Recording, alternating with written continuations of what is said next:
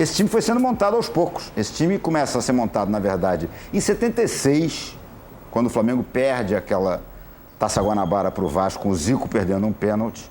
Tá? Ainda jogava ali Geraldo Assoviador, que era talvez um dos principais craques dessa geração, que o Flamengo perdeu naquela operação dramática. Tudo. Muita gente, inclusive, chegava a achar, na época, o Geraldo melhor que o Zico. O Geraldo foi convocado para a seleção brasileira antes do Zico. Então, aquele time de 76, ele era, na verdade, uma mescla do time de 74, campeão carioca, com Doval, que em 74 já tinha Paulo César, essas coisas. Não, Paulo César em 72, mas em 74 já tinha Doval, tinha uma opção de gente que o Zico já jogava, começou a jogar. Depois de 76, aí sim você já começa a ter. Você já tem Júnior, você já tem Geraldo, você já tem Zico, tá? 77 perde de novo para o Vasco com um outro pênalti, perdido para o Tita, lembra? Mazzaropi que defendeu, tá? E aí 78 ganha o primeiro campeonato e aí começa realmente a grande história do Flamengo, que eu acho que é de 78 até 83. Embora ainda tenha tido aquele título espetacular em 87, com um time que, se você escalar do goleiro ao ponto esquerda, é assustador de forte, né? Todo mundo ali, era Zé Carlos no gol, era Jorginho na lateral direita, Leandro, Edinho e Leonardo, imagina. Aí você tinha Andrade, não me lembro quem era o segundo homem do meio campo, Ailton, Zinho, Zico, Bebeto e Renato Gaúcho. Era uma coisa monstruosa. Depois ainda saiu o Leandro e entra o Aldair, que ia ser campeão do mundo. Era quase que a base da seleção que foi campeão em 94, né? Enfim. Mas eu acho que o grande período do time, do Zico mesmo, foi de 78 a 83. Ali eles ganharam tudo, rigorosamente tudo. E em 81 se forma para mim o que foi o maior time do Flamengo de todos os tempos, que é Raul, Leandro, Marinho, Moser e Júnior, Andrade, Adílio e Zico, Tita, Nunes e Lico. Esse para mim não teve igual. O Flamengo fez um campeonato carioca em 77, um campeonato muito bom. Perdeu o título para o Vasco nos pênaltis, mas ali a gente já via que aquele time tinha potencial para ir muito longe. E às vezes, hoje isso talvez não seja mais possível no futebol brasileiro, porque os jogadores saem com uma rapidez impressionante. Então você não consegue mais formar um time que seja para sempre, ou que pelo menos dure 5 anos, mas naquela época podia. Então a gente tinha certeza que aquele time ia poder alcançar e ir muito longe nos próximos 3, 4, 5 anos. A gente não sabia exatamente em quanto tempo, mas sabia que ia. E aí, ele, ao longo do campeonato de 78, tem uma derrota que o Flamengo sofre para o Grêmio em Porto Alegre, de 5-2, em que vários jogadores, entre eles o próprio Carpegiani, que tinha sido contratado em 77, bate o pé no chão e diz: para ficar aqui dessa forma eu não quero mais, a gente vai ter que mudar tudo. E aquilo gerou uma crise dentro do Flamengo. No ano seguinte, subsequente, Coutinho reformulou toda uma equipe, buscou, trocou quase todo um elenco e a partir daí conseguiu formar uma boa equipe e conseguimos, em 2 anos, 78 e 79, conquistarmos um tricampeonato estadual. E a partir desse momento é que esses jogadores, e eu acho que a própria direção do clube, começa a se conscientizar do que eles podiam realmente alcançar. Tanto que vem essa vitória sobre o Real Madrid num torneio de verão em Palma de Mallorca. Depois vem a conquista da Taça Guanabara. A conquista da Taça Guanabara ganha no saldo de gols, mas foi importante, porque foi ganha. Depois vem a vitória do Campeonato Estadual, com o gol do Rondinelli. A partir daí, eu acho que aí o Flamengo realmente deslancha e passa até a jogar contra qualquer adversário. Isso é uma outra coisa que eu achava muito interessante desse time do Flamengo. Às vezes tomava 1-0, às vezes tomava 2-0. E o time continuava jogando com a tranquilidade de quem diz assim: olha, nós vamos ganhar, nós vamos virar. Não adianta vocês fazerem 1, vocês fazerem 2, nós vamos fazer 3. Entendeu? E era impressionante a calma do time do Flamengo. Esse time do Flamengo, ele impressionava para quem via, por exemplo, como eu vi muito os jogos todos de perto, algumas vezes até na beira do campo, nos jogos fora e tudo. Era tranquilidade, o Flamengo estava perdendo e o time estava jogando como se estivesse disputando um coletivo na garra. Daqui, toca ali, pá, vai, saiu o gol. E eu acho que esse era talvez a grande virtude desse time do Flamengo, aliada aos talentos. Eu acho que é muito importante a gente destacar, principalmente para as gerações mais jovens, que todo esse período de vitórias, que ele existe, ele é real. Isso não é conversa de torcedor fanático, isso não é conversa de quem está querendo contar a conversa fiada. Isso foi real, isso existiu. É um período de conquistas absolutamente extraordinário. É importante lembrar que esse período de conquistas ele não acaba em 81 com o título mundial. Para desespero das outras torcidas, ele continua em 82. Logo no primeiro semestre de 82, o Flamengo ganhou o Campeonato Brasileiro. É um Campeonato Brasileiro que tem o seu tom de dramaticidade, porque foi conquistado com 10 viradas em 23 jogos, sendo que algumas ficaram... até hoje são comentadas, como por exemplo as duas viradas sobre o São Paulo, uma delas no Maracanã 3-2 e outra no Morumbi 4-1. O Flamengo chegou a fazer 4-1, o jogo acabou 4-3. Tem uma sobre o Internacional em pleno Beira-Rio, com mais de 40 mil pessoas, que é absolutamente fantástica e quase inacreditável, enfim. Esse time era capaz de feitos extraordinários.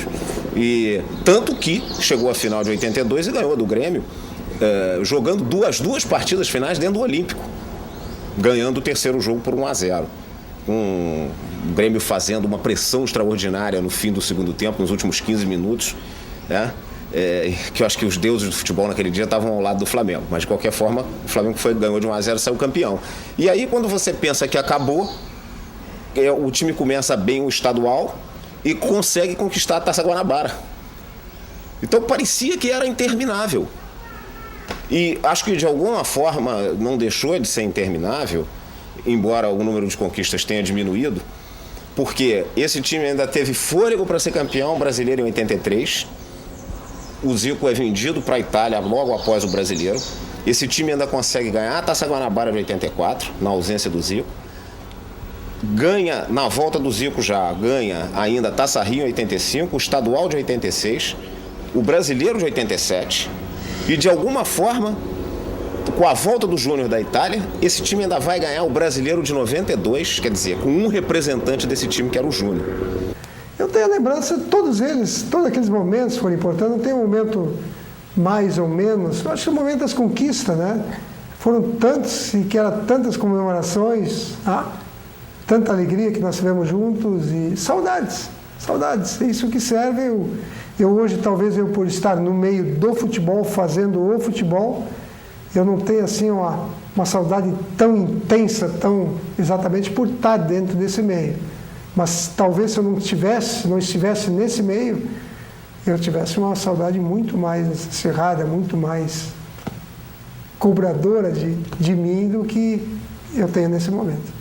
Eu acho que vai ficar para sempre na memória do torcedor rubro-negro, principalmente para quem conhece essa história melhor, vai ficar para sempre o time que ganhou o título mundial em Tóquio, no 3-0 contra o Liverpool. Raul, Leandro, Marinho, Moser, Júnior, Andrade, Adílio, Zico, Tita, Nunes, Lico. Mas é claro que você não mantém um período de hegemonia como esse apenas com os jogadores. Então, por exemplo, vale a gente citar o Cantarelli, que em alguns momentos foi titular, em outros momentos foi reserva do Raul. O Raul foi mais titular do que o Cantarelli. Vale a gente citar os próprios zagueiros que jogaram até o Brasileiro de 80 e até a própria Libertadores de 81, como o Manguito, Rondinelli, Nelson. Depois veio o Marinho para o Brasileiro de 80.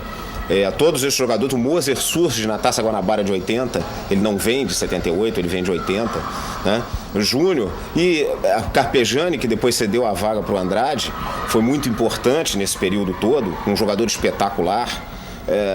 Alguns jogadores, como o próprio Anselmo, que vez por outra entrava e fazia gols.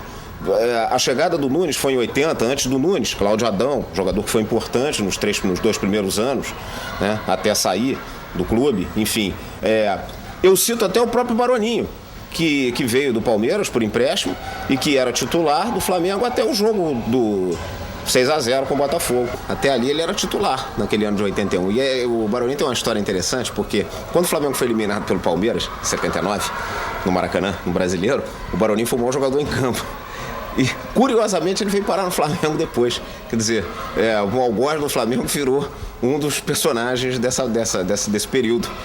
Eu acho que eu posso citar ainda Luizinho das Arábias, que teve a sua fase boa, chegou a ser titular durante o período de 79, principalmente. Posso citar Reinaldo Ratão, ponta direita, que veio do América, que também teve o seu período de importância, e o próprio Figueiredo, o zagueiro, né, que acabou morrendo tragicamente no Jachavião em 84.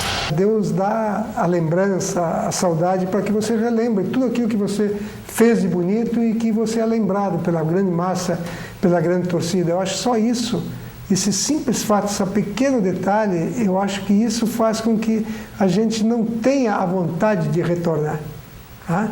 Porque porque aqueles momentos foram mágicos, tá? E aqueles momentos Deus te propiciou aquilo. E eu acho que esses momentos estão gravados, estão perpetuados na memória, nas TVs, tá? Nas câmaras, e isso que é bonito. E isso eu prefiro guardar. Não quero correr risco nenhum mais de que não possa ter ocorrido aquilo tão mágico que foi da história do Flamengo nesses títulos mais significativos dentro do seu 100 e poucos anos de história. E o que eu tenho a dizer é mandar um forte abraço às pessoas que estão me vendo, aqueles meus amigos, né? A grande torcida rubro-negra, saudação toda especial, um agradecimento por toda essa época que a gente passou junto e desejar, do fundo do coração mesmo, que tenha grande sorte, muito êxito e que retorne realmente, que tenha essa possibilidade de conviver com esses momentos históricos que um passado não muito longe, não muito distante, tivemos a oportunidade de fazer essa história e que tenha a oportunidade de realmente reviver esses grandes momentos com outras grandes conquistas.